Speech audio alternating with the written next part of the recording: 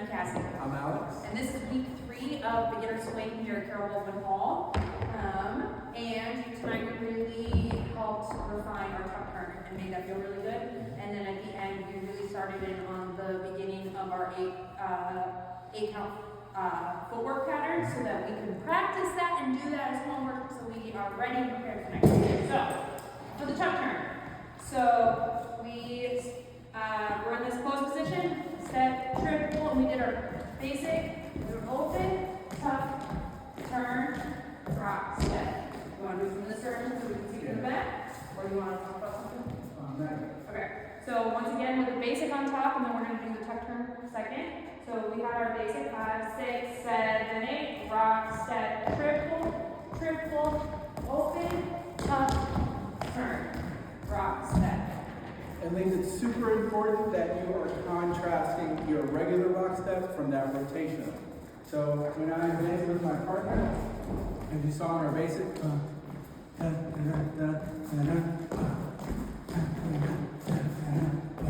it's 2 different rock steps, right? My rock step for my basic, and then my rotational rock step that's going to lead to my tuck turn. And you kind of keep that mindset as you're dancing moving forward. You want to contrast to make it clear for your partner what you're about to do. So, a couple of nuggets we talked about. The tuck turn. It is 3 distinct pieces. So it really is that open with that rotational rock step. Something that might help for our leaders is that if we have our nice relaxed hands, sometimes it helps to kind of really bring our elbow into our side if that helps, and then really open this up like a door on a hinge. We didn't talk about that part so much, but gave you a little nugget of bringing the elbow in for some partners.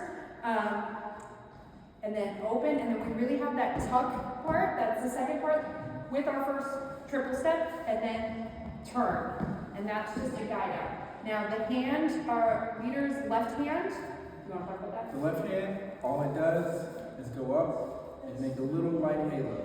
Do not depend on that left hand. The left hand is not doing the work. It is a connection that you've established with that rotational rock step. Because you can do this without the hand, right? So my basic,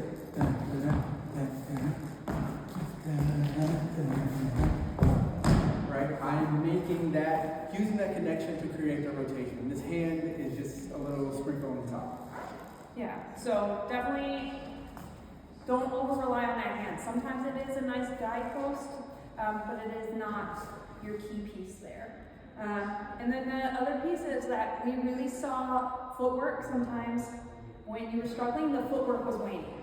So really practicing that rock, step, triple, and really keeping those triple steps in there.